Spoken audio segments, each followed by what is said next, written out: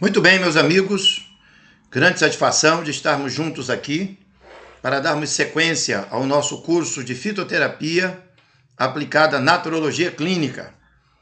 E, nesse exato momento, vamos dar início à nossa quarta aula. Sem mais delongas, vamos diretamente ao nosso tópico objetivo, ok? Fitoterapia aplicada à naturologia clínica, aula número 4. Me permitam iniciar com a apresentação padrão que tenho feito neste curso. Eu sou o professor Jean Alves Cabral, naturologista clínico, teólogo, pedagogo, gestor e doutor em naturopatia científica. O nosso projeto ele está fundamentado na palavra de Deus, onde lemos que todo aquele que diz estar em Cristo deve andar como ele andou. Isso está em 1 São João, capítulo 2, o versículo 6. Em São Mateus, capítulo 4, verso 23, São Mateus, capítulo 9, verso 35, e Atos dos Apóstolos 10, verso 38, diz-nos que Jesus andava ensinando, pregando, curando e fazendo o bem. Desde que esta percepção ficou clara, a despeito de nossas muitas limitações e fraquezas, sempre retornamos a este ideal e renovamos a nossa vida. Com esse sentimento, com esse pensamento em nosso coração, vamos dar início à nossa quarta aula de um conjunto de 5 aulas que constituem este curso de fitoterapia aplicada à naturologia clínica, enfatizando e observando este capítulo, esta seção, os princípios de homeostasia. Vamos lá. Nós vamos aqui, neste módulo, considerar alguns aspectos que aqui estão mencionados nessa coleção de temáticas. Na próxima aula, nós vamos finalizar essas 3 que estão ainda por vir. Todavia, antes desta finalização, temos aqui os princípios de homeostasia dentro da seguinte concentração, do seguinte escopo. A nossa aula técnica, neste momento, princípios de homeostasia e sua relação com a terapia medicamentosa, objetivo enfatizar o lugar da fitoterapia no processo. Para fazê-lo, vamos enfocar durante alguns momentos o que é homeostasia, unitarismo fisiológico e terapêutico, a importância dos emunctórios e como os medicamentos afetam a homeostasia negativamente. Isto delineado, passamos então ao conteúdo estrutural.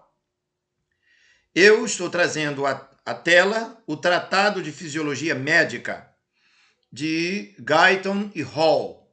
Esta obra atualizada, que eu também tenho à disposição, pode ser encontrada amplamente nos sistemas da internet, no Google e em outros buscadores, de tal forma que muitos até conseguem baixá-lo, sem muito esforço, sem grande complexidade. A minha edição original é de 1991, e eu quero utilizar ela, de 1991, e também vou utilizar essa que está aí na tela, atualizada. Todas as duas falam do mesmo tema, apenas a linguagem muda um pouco, e eu faço questão de ter uma linguagem o mais clara possível para poder abençoar, orientar da melhor maneira que eu posso, dentro das melhores capacidades de comunicação que me estão disponíveis. Então vamos lá. A beleza da fisiologia é que ela tenta integrar as funções distintas de todas as células e dos órgãos em um todo funcional completo, que é o corpo humano. Está certo? O corpo humano, ele tem essa estrutura indivisível, unificada e que não pode ser alterada de maneira nenhuma na perspectiva da análise do que significa o corpo humano. Bom, na verdade, a vida do indivíduo depende desse funcionamento global e não das funções de partes individuais, completamente isoladas do seu conjunto. Isso também tem que ficar muito claro. Isso nos leva a outra questão totalmente diferente. Como é que, note bem, como é que os diversos órgãos e sistemas são controlados de modo que nenhum deles prevaleça enquanto outros deixam de entrar com suas contribuições? Felizmente, o corpo é dotado de vasta rede de mecanismos de feedback, os responsáveis pelos delicados equilíbrios sem os quais não conseguiríamos viver. Os fisiologistas chamam de homeostasia esse alto nível de controle interno do corpo. Nas doenças, mais do que nunca, esses equilíbrios funcionais ficam alterados, isto é, a homeostasia fica enfraquecida. Quando essa perturbação é excessiva, o corpo como um todo não mais pode sobreviver. Portanto, um dos objetivos principais de qualquer texto de fisiologia médica é explicar e enfatizar a eficácia e a beleza dos mecanismos homeostáticos do corpo, bem como discutir seu funcionamento anormal na doença.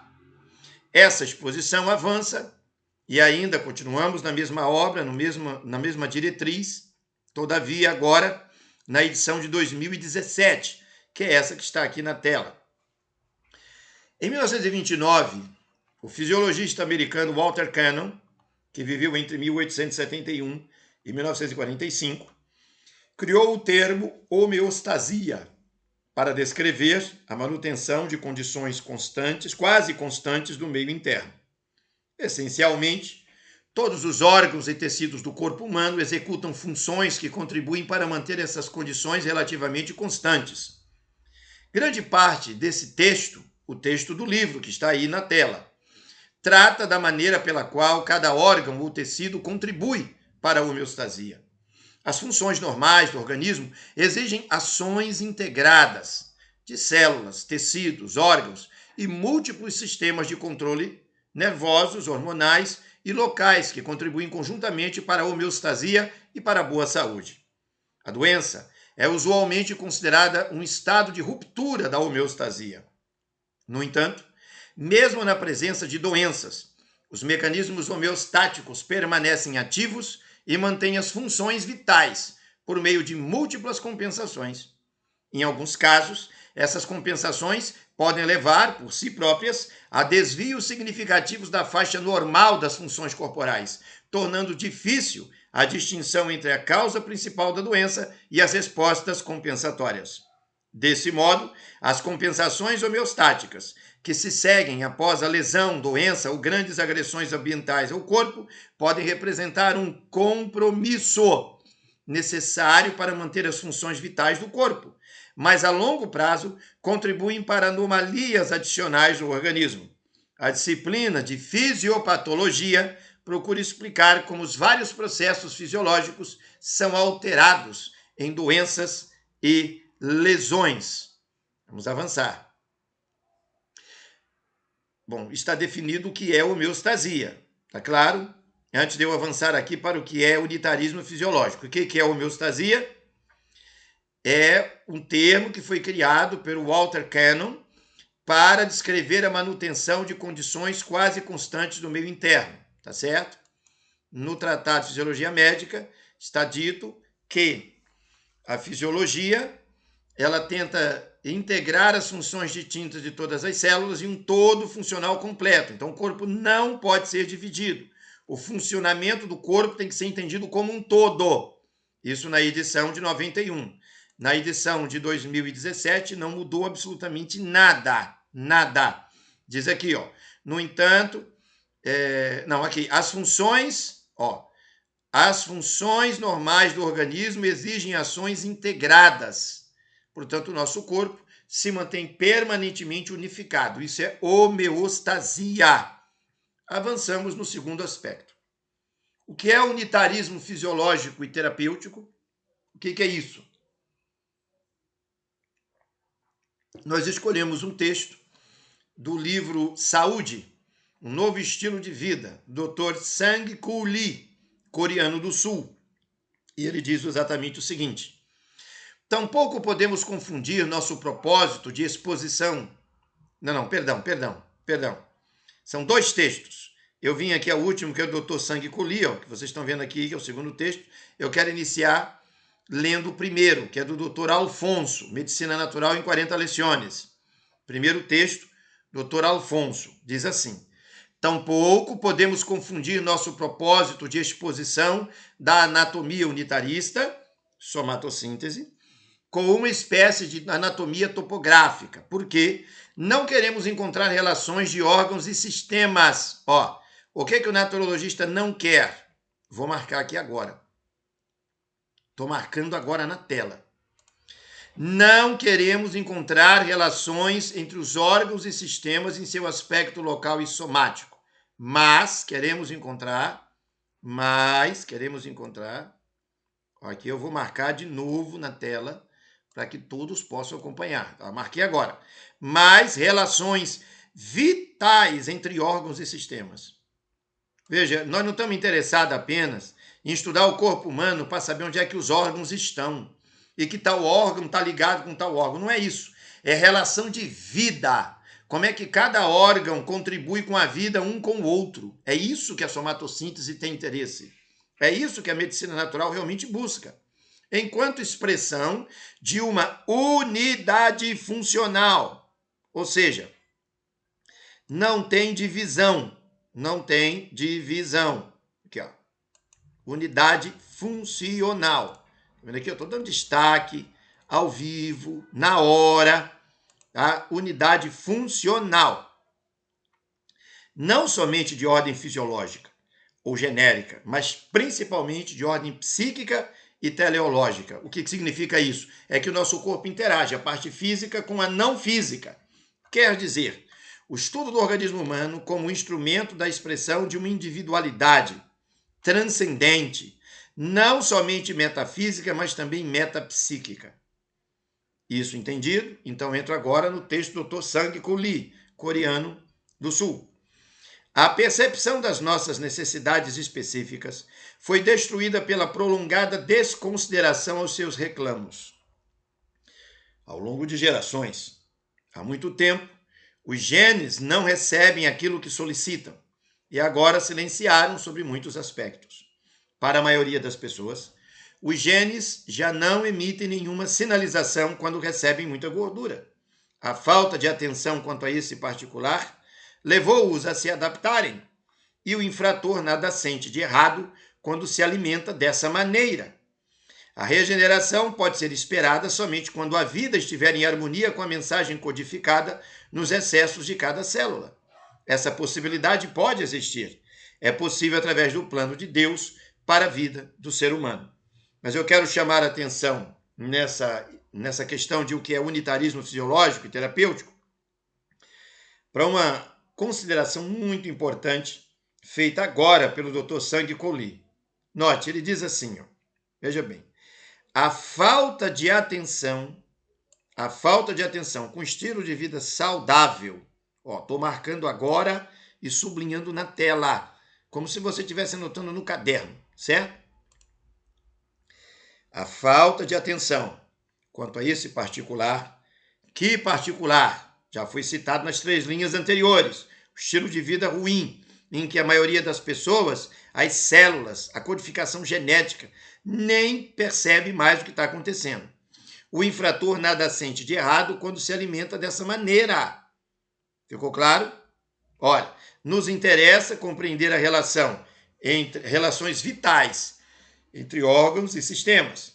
Então eu quero entender como é que o corpo funciona, como é que a vida se processa.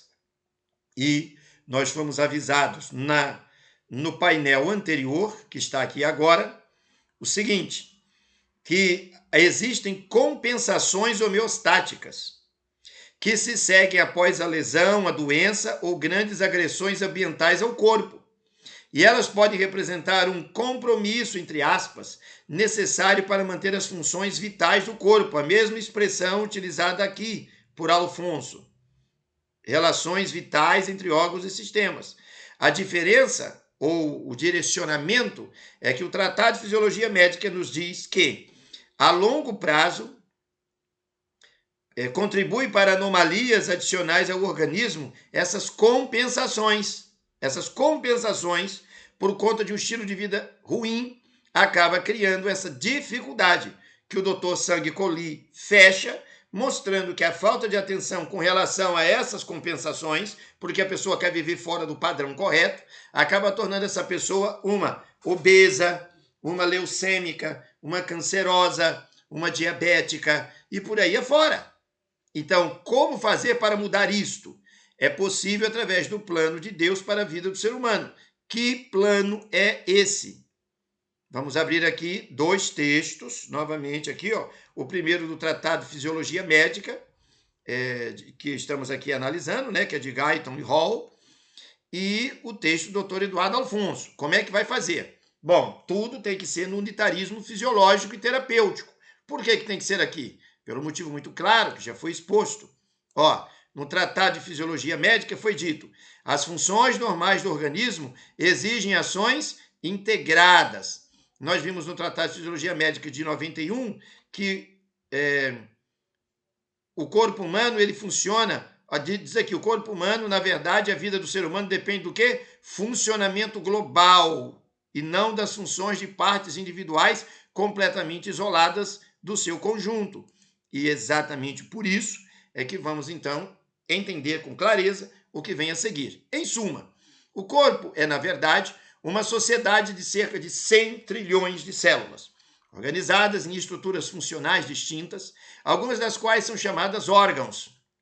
Cada estrutura funcional contribui com sua parcela para a manutenção das condições homeostáticas no líquido extracelular, que é chamado meio interno. Enquanto as condições normais forem mantidas nesse meio interno, as células do corpo continuam vivendo e funcionando adequadamente. A homeostasia beneficia cada célula que, por sua vez, contribui com sua parcela de manutenção da homeostasia. Essa interação recíproca proporciona a automaticidade contínua do corpo, até que um ou mais sistemas funcionais percam sua capacidade de contribuir com sua parcela de função. Quando isso acontece, todas as células do corpo sofrem. A disfunção extrema leva à morte. A disfunção moderada leva à doença. Aqui você tem com detalhes que, de fato, doença é homeostasia enfraquecida. Expressão essa que foi amplamente tratada no nosso curso desde o módulo desde a aula número 1. Vamos adiante. Agora no texto de Eduardo Alfonso. Temos que dizer, antes de qualquer coisa, que a palavra anatomia, em seu sentido etimológico anatemno, quer dizer dividir com insistência. Como nossa posição em nossos ensaios é precisamente o contrário, porque queremos sintetizar e unir o que sempre tem sido estudado dispersivamente. O que é isso? O corpo humano. Mas por que tem sido estudado dispersivamente? Porque o pessoal desobedece aquilo que os próprios tratados mandam fazer. Entendemos aqui que a palavra anatomia perde sua significação. Não obstante, e por não utilizar um termo um tanto pretensioso de somatossíntese, empregaremos o termo anatomia unitária, com a qual expressamos que, sem depreciar o estudo analítico dos órgãos, não duvidaremos nunca sua subordinação à posição da unidade orgânica.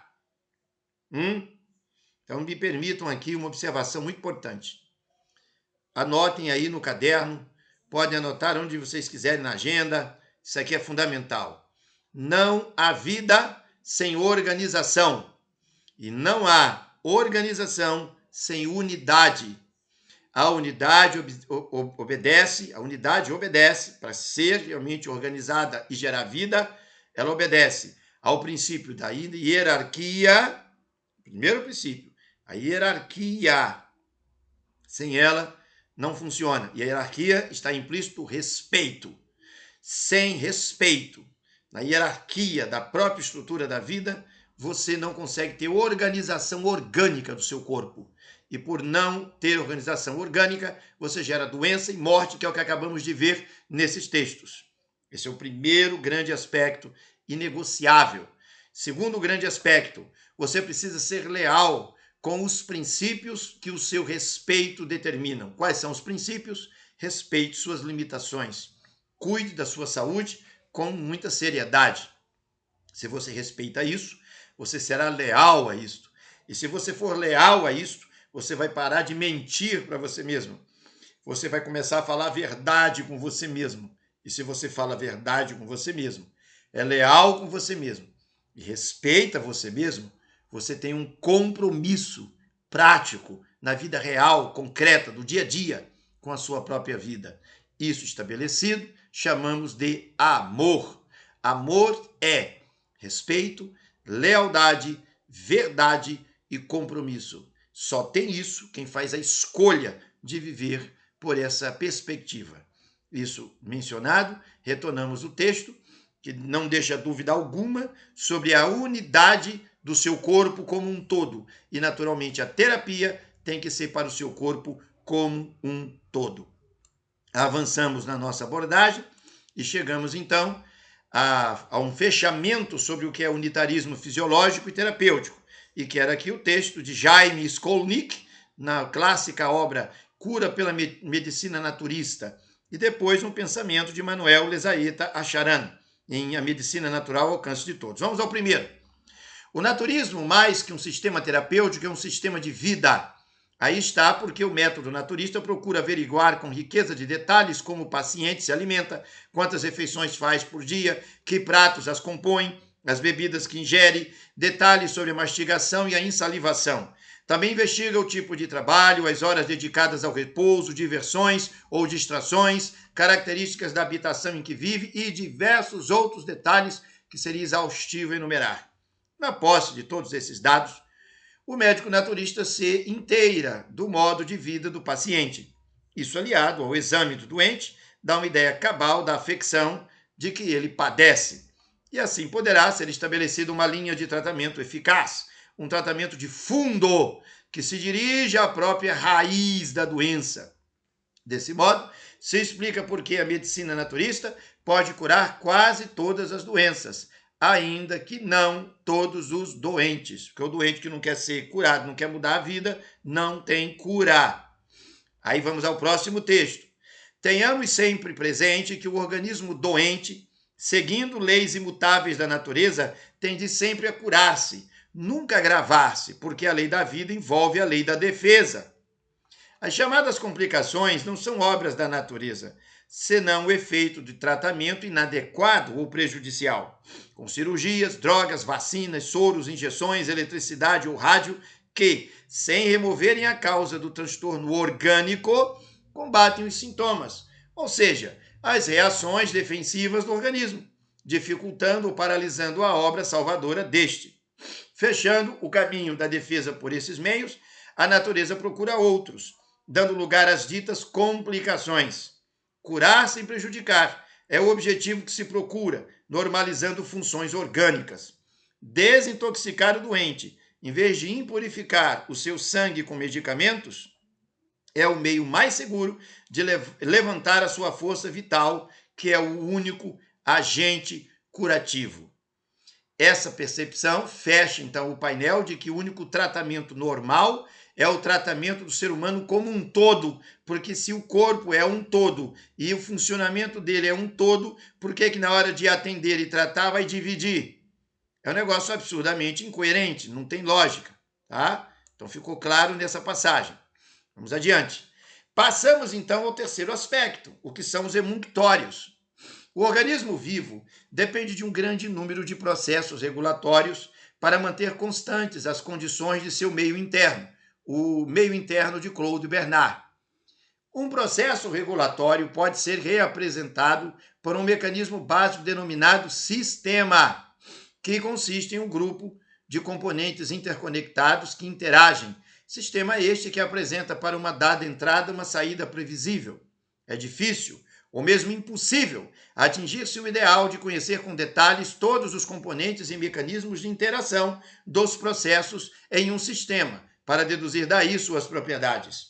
Por isso, é muito utilizada, especialmente entre processos biológicos, a técnica empírica de analisar um dado sistema, observando as relações entre sua entrada e saída.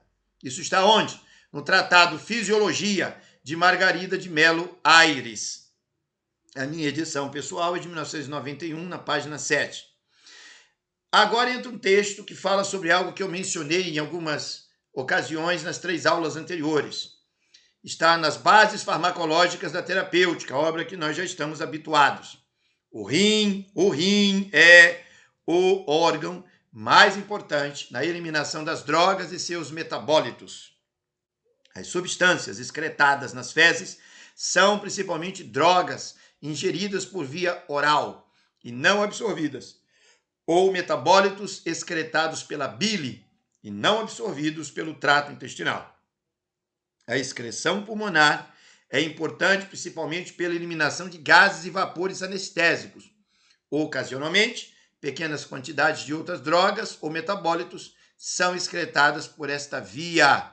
Mas vejam, o rim é o órgão mais importante na eliminação de drogas e seus metabólitos. Não importa se são drogas injetadas ou se foram drogas utilizadas por via oral. É por isso que a hidratação profunda do corpo não pode ser negociada. E aí na nossa tabelinha colocamos os rins, que vão eliminar a urina, depende de boa água, de bom fluxo de água. Você tem que beber água durante o dia para que possa urinar, e então entra água, sai água, entra água, sai água. Por que tem que ser assim? Notem, preste muita atenção. A doutora Margarida de Melo Aires disse aqui, estou sublinhando agora na tela, estou fazendo isso de propósito. Vamos lá. Está aqui, estou sublinhando na tela.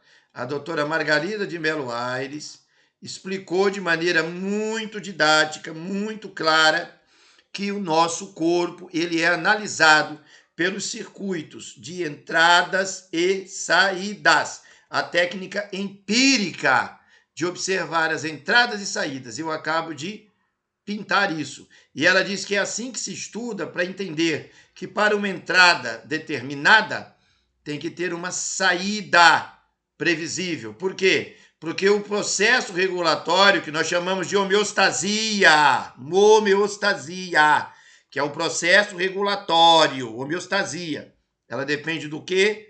Tem que ser representado num mecanismo básico chamado sistema. Como é que o sistema funciona? Através de entradas e saídas. E como é que eu sei que está dando tudo certo? Observando entradas e saídas. Está no texto. Está no texto. E aí eu vou para as bases farmacológicas de terapêutica e sou informado que o rim é o órgão mais importante, que é o mais importante para a eliminação da droga que foi lançada no corpo e que está intoxicando, segundo a bula.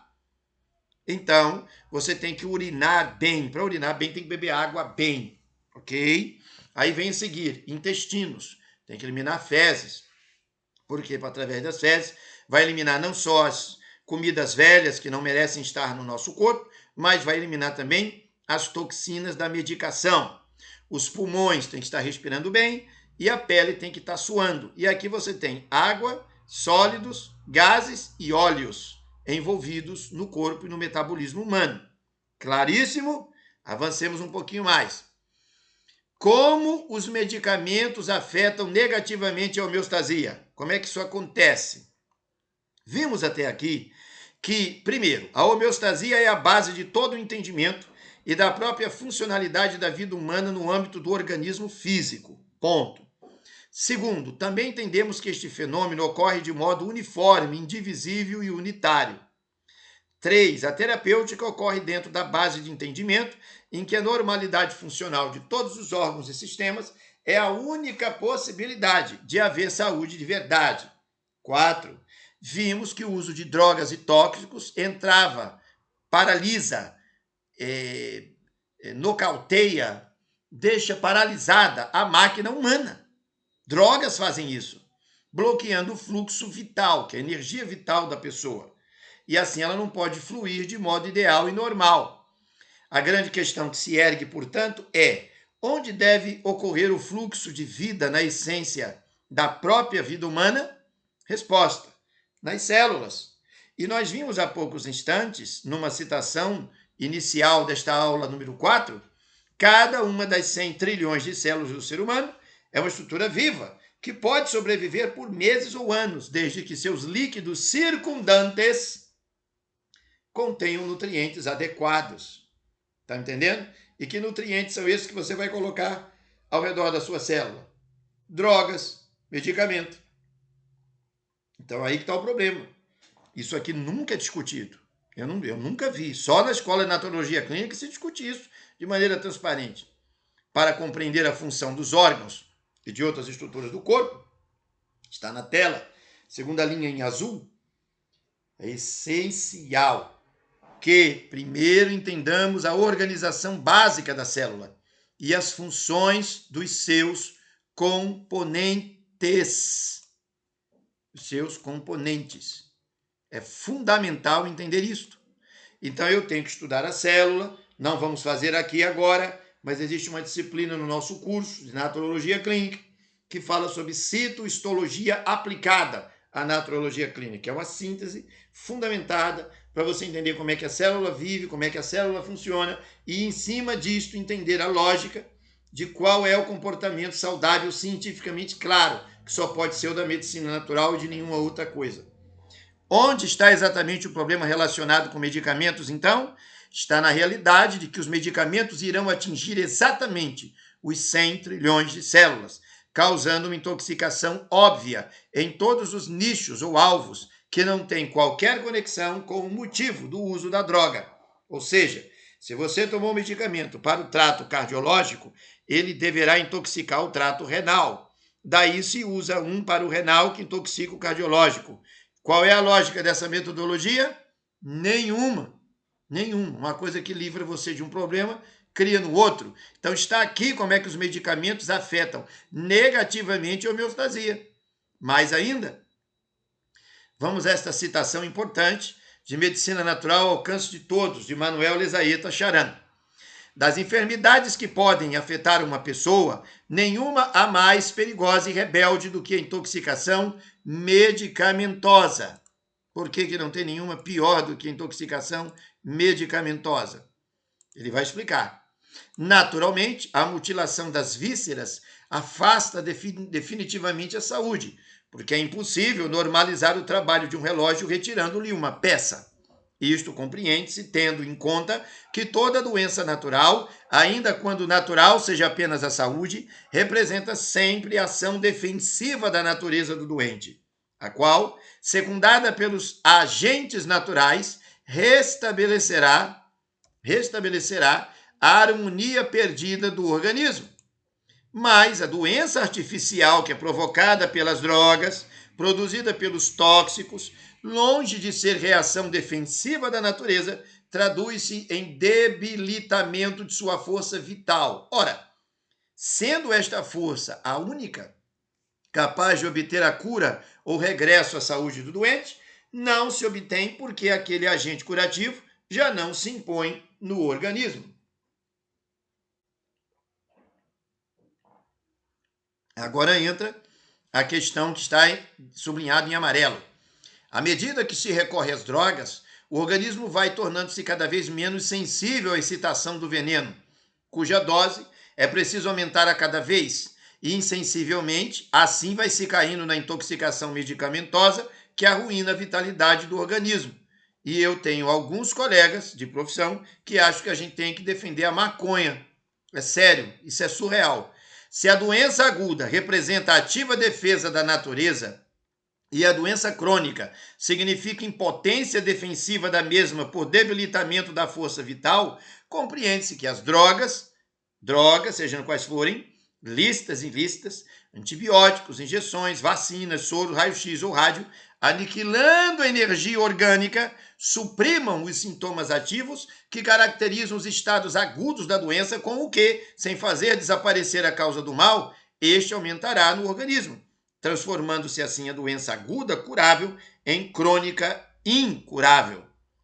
Abafada assim a obra defensiva da natureza, junto com o desaparecimento da expulsão de matéria corrompida, esta desenvolve no interior do organismo a sua obra corrosiva, intoxicante e destruidora, produzindo depressão geral da energia vital e transtornos variáveis no cérebro, sistema nervoso e circulatório, fígado, rins, estômago, pulmões, coração e etc. O corpo todo vai ser afetado.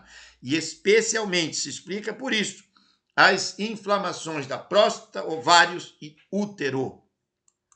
Vamos fazer aqui um apanhado geral sobre tudo o que estamos vendo aqui nessa aula número 4, sobre doenças, drogas, as doenças associadas e a importância da desintoxicação.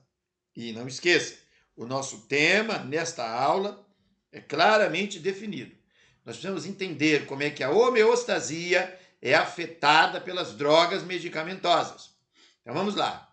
Doenças. possuem causas criadas em intoxicação por impeditivo emunctorial. E as drogas? Elas geram intoxicação e efeitos colaterais negativos que se somam às doenças que já existem por causa do estilo de vida equivocado. Bom, aí entra em cena as comorbidades. O que é isto? Doenças mais drogas criam um cenário crônico de morte homeostática. Você vai criando doença sobre doença por causa da doença que já tem e por causa do acréscimo de drogas. Aí você só tem uma saída, desintoxicação, que é a única maneira de iniciar um processo de recuperação que vai ser variável. Umas pessoas reagem bem, outras reagem com mais lentidão, outras são bem longas e outras reagem de maneira muito fácil, rápida.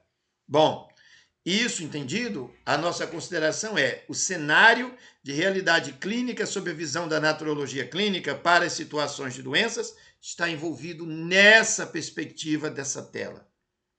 Então, as doenças, as drogas e as comorbidades precisam ser enfrentadas e você precisa promover uma desintoxicação, senão a sua homeostasia não tem como ser recuperada. Nessa tabela que acabo de apresentar a todos vocês, está o fundamento do protocolo somatológico. O que é isso? Do estudo do corpo. Estamos falando sobre isso. Somatologia, somatossíntese, vem de Eduardo Alfonso Hernan, com a definição de unitarismo fisiológico e unitarismo terapêutico, que apresentamos aqui já nesta aula. Bom, aqui eu vou repetir alguns aspectos que já foram citados na aula anterior, mas que aqui se revestirá de uma nova abordagem. Bom, primeiro você tem que fazer uma avaliação do que significa obter informações corretas, precisas e objetivas para saber qual é a causa do problema da pessoa. Lembra-se do texto? Convém verificar a causa. Você não sabe nem a causa da doença do sujeito, como é que você quer tratar uma coisa que você não sabe nem o que é? Não tem lógica. Segundo lugar, o que revela a realidade do corpo do cliente? Aí aqui entra uma avaliação física e prática. Eu preciso descobrir o problema do fluxo hídrico profundo, porque vai afetar com a água a quantidade de água no sangue e na linfa, que possibilita as trocas e o fluido, até para o medicamento ser eliminado. Tem que analisar a coluna vertebral, que não é objeto desta aula nem deste curso de fitoterapia, mas deve ser mencionada pela sua importância absoluta na infraestrutura do corpo. A estrutura determina a função. Os emunctórios, que nós já explicamos, rins, pele, pulmões e intestinos, precisam controlar as entradas e saídas. E os nossos pensamentos devem controlar as nossas emoções, a lógica útil e o dever espiritual. Esta abordagem que está aqui agora na tela vai se unir com a explicação excelente, extraordinária, que foi publicada na revista super interessante, num artigo intitulado A Medicina Doente, no ano de 2001, pelo jornalista Jomar Moraes. O trabalho de pesquisa ficou tão excelente que eu faço questão de trazer a reflexão de todos. Foi em maio de 2021, na página 53. Revista super interessante. Aqui diz o seguinte: o trabalho do químico Louis Pasteur, pioneiro no estudo dos micro-organismos, é talvez o pilar mais importante deste modelo. Pasteur demonstrou a correlação entre bactérias e doenças e atribui a micróbios específicos a causação de doenças específicas. Opôs-se assim a Claude Bernard, cuja teoria, muito difundida no século XIX, apresentava a doença como resultado de uma perda de equilíbrio do organismo provocada por fatores externos e internos. Muita atenção ao que Claude Bernard dizia no século XIX e que afetou o pensamento de Ellen White, o pensamento de Sebastian Kneipp, o pensamento de Eduardo Alfonso Hernan e o pensamento de Manuel Lezaeta Charan e de milhares e milhares de outros cientistas. Bernard afirmava que os micróbios são inócuos e que o corpo do homem é habitat natural de bactérias úteis à eliminação de toxinas. Ficou claro? O nosso corpo está cheio de vírus, bactérias, fungos e parasitas. Isso é normal. O corpo humano tem isso. Não adianta você ficar escondido dentro de sua casa porque vírus, bactérias, fungos e parasitas vão achar você. Não tem como você escapar disso, faz parte da natureza. Em apenas 1 mililitro de saliva humana, por exemplo, existem 150 milhões de bactérias. E aí, como é que você resolve isso aí?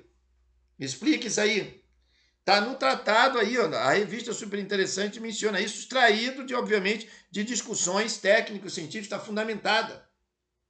Não é possível que eu tenha que buscar o tratado de virologia, bacteriologia, parasitologia, que está em cima da mesa para dizer que é isso mesmo. Aqui não trabalhamos com mentira, isso é fato.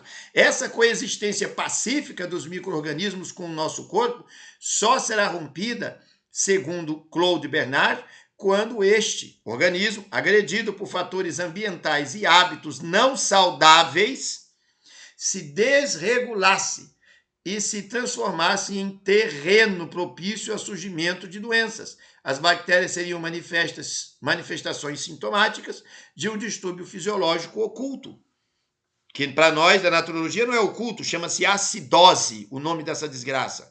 Acidose, que é discutida no módulo número 1 do nosso curso, no módulo número 2 do nosso curso, quando tratamos sobre as questões relacionadas aos fundamentos da clínica naturológica, acidose e alcalinidade. Tem que estudar essa seção para entender o que está sendo dito aqui.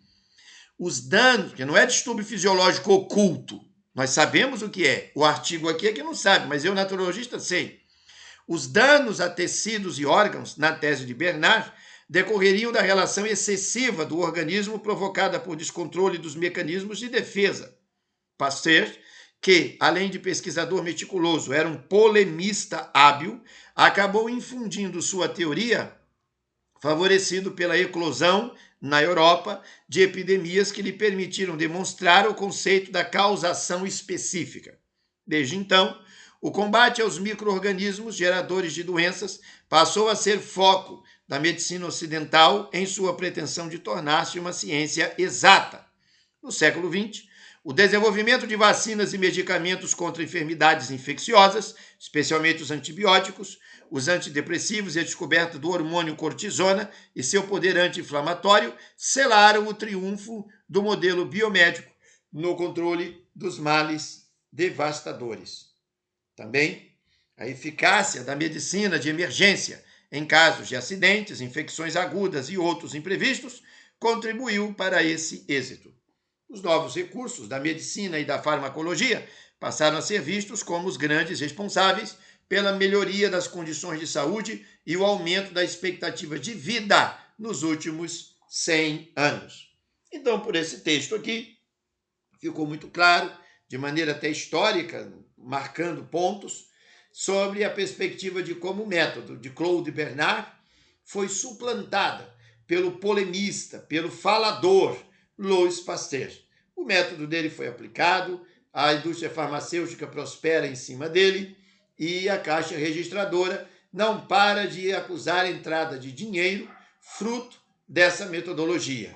Bom, parece que então encerramos, e aí a ideia de Claude Bernard, que o nosso ambiente orgânico não tem nada a ver, e o negócio é todo mundo ter medo de vírus mesmo, tomar vacina, tomar drogas, é isso que está aí aparentando por essa exposição, por essa explicação. Porque ele venceu, porque ele teve qualidade, vieram as epidemias, então o método dele é o melhor. É isso? Bom, não parou por aqui. O artigo também coloca, de maneira muito justa, o outro lado da história. Continua na mesma reportagem. Mas, nos últimos tempos, quando é que foi isso? 2001. Pesquisas como a da Universidade Harvard, atestando a supremacia do estilo de vida entre os fatores de saúde e longevidade, então isso é fato também, trouxeram para o centro do debate antigos argumentos. Um deles, apresentado pelo inglês Thomas McCall, ou McNall, acho que deve ser assim, McCall, alguma coisa assim, em seu livro O Papel da Medicina, Ilusão ou Castigo, ainda inédito no Brasil. Quem tiver possibilidade de achá-lo na internet faz muito bem. O que diz o livro?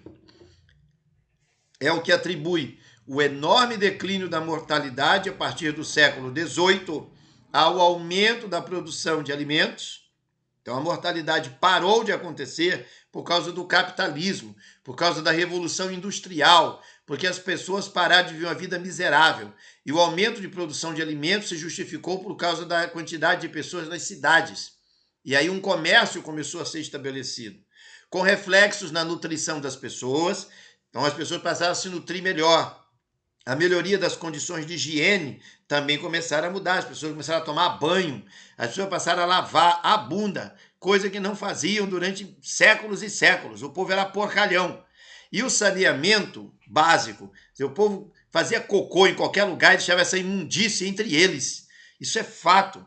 E a redução da pobreza pela presença do liberalismo econômico, que possibilitou a todos começarem a trabalhar com suas próprias mãos e a serem empreendedores, tudo isso junto é o verdadeiro fator pela melhora da qualidade de vida das pessoas.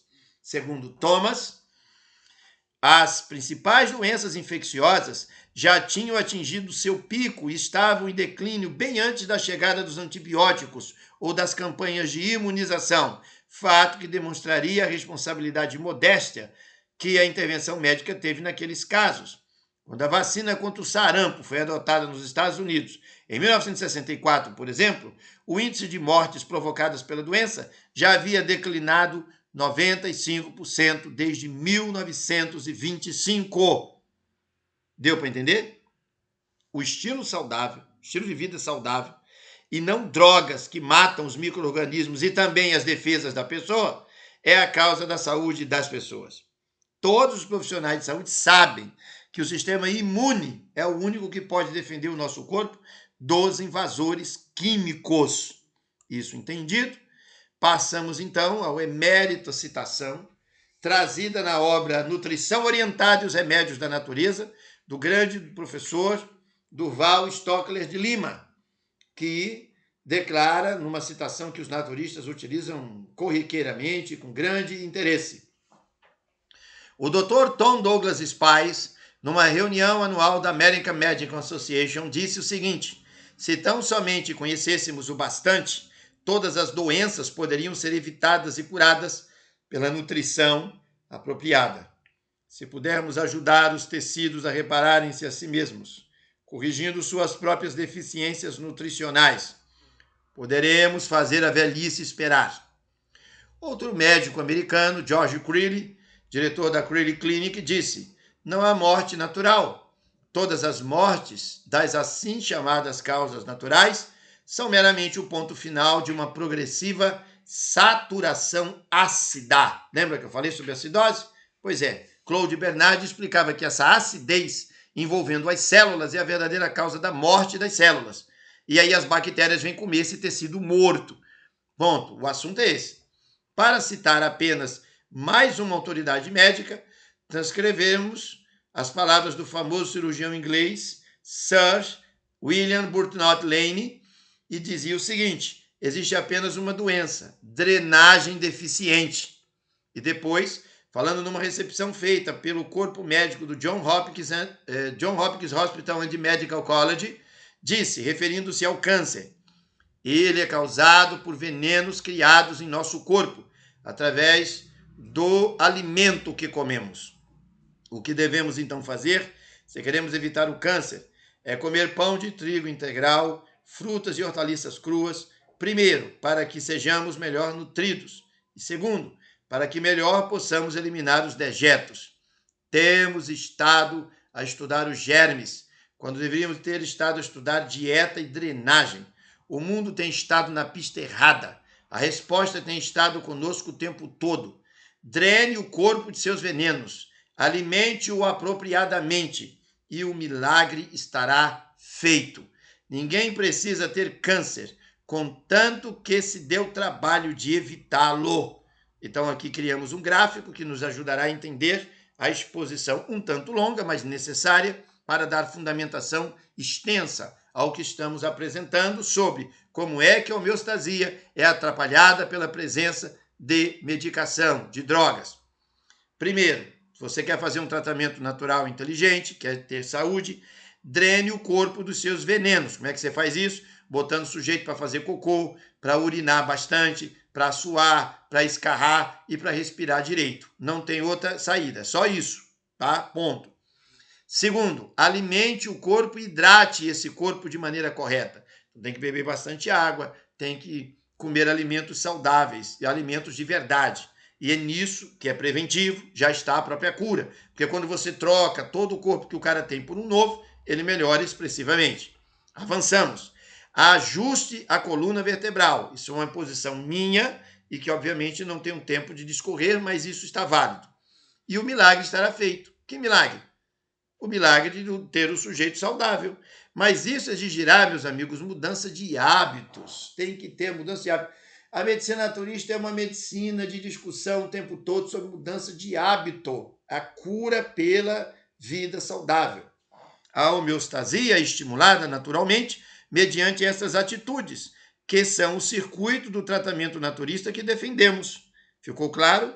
Bom, estando isto claro, então eu quero considerar com todos vocês o que é que nós vimos até aqui. Nós vimos até aqui a definição do que é droga, o foco correto sobre a terapia medicamentosa. Depois nós entendemos já com clareza que a prevenção é o melhor caminho, o estilo de vida saudável e hábitos inteligentes. Como funciona o tratamento natural, também nós vimos, e aí entrou a questão do cronobiograma, da água, da alimentação, dos produtos e terapias de apoio. Agora, nós estamos mergulhados em homeostasia, unitarismo fisiológico e terapêutico.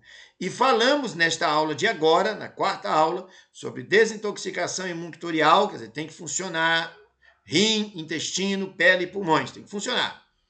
O fluxo hídrico profundo, a importância da água profunda no metabolismo do corpo é inegociável. E a coluna vertebral precisa estar bem ajustada, bem alinhada. Isso entendido?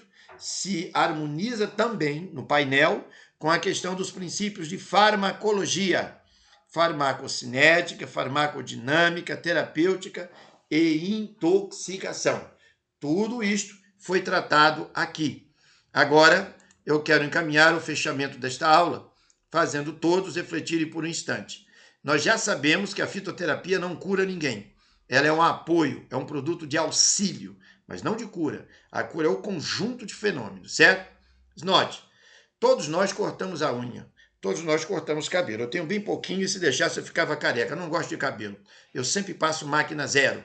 Quando os fios de cabelo caem na palma da mão, ou a unha que você cortou, cai os pedacinhos, o que é que você tem na sua mão? Fio de cabelo? Unha? Não. Você tem o seu cadáver. É certo que são fragmentos da sua pessoa morta. Não é você inteiro morto, mas são fragmentos de você morto, da sua pessoa. E isso é de maneira física. Olha, isso não é nem passível de discussão científica, eu não preciso de prova científica. Qualquer um sabe que o que eu acabei de dizer é lógico. Quando você vai tomar banho, que você não vê, e está esfregando o seu corpo, células mortas estão saindo na água. Você não está vendo. Quando você faz cocô, faz defecação, fezes, quando você vai defecar, as fezes que saem nelas têm células mortas.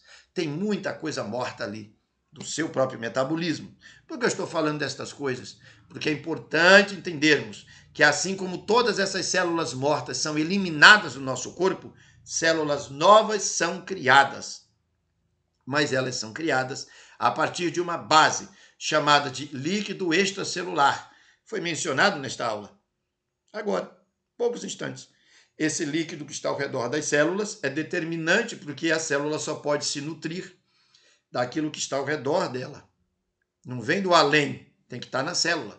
E o que é que você coloca ao redor das suas células? Isto vai transformar você no que você é. Isso vai deixar seu corpo do jeito que está.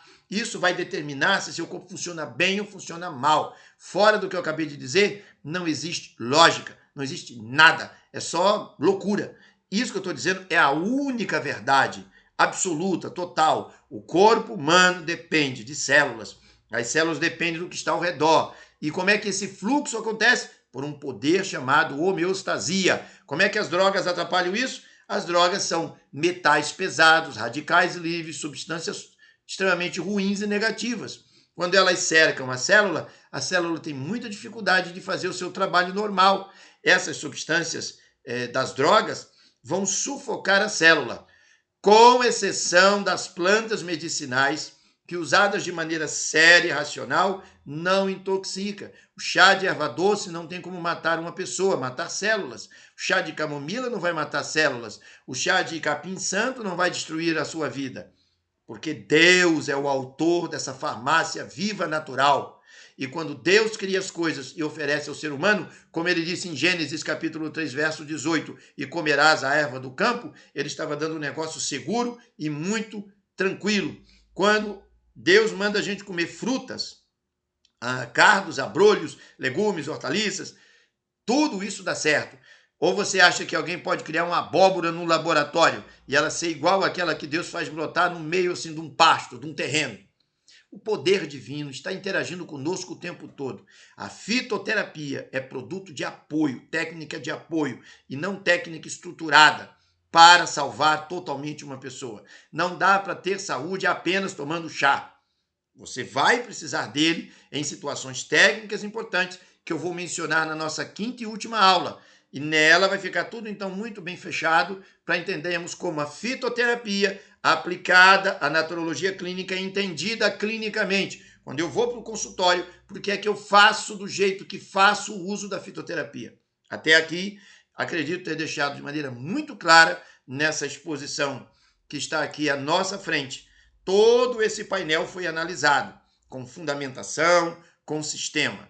Bom, a nossa próxima aula, nós vamos então tratar de princípios de fitoterapia, planejamento do memento e as nossas considerações finais.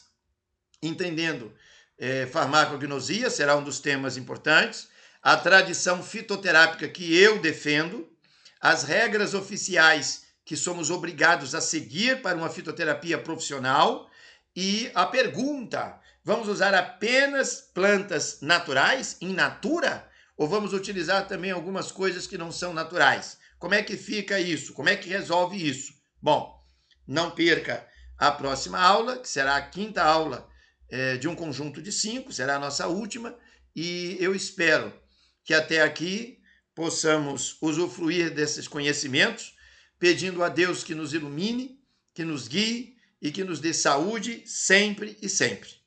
Um grande abraço. Até a próxima aula.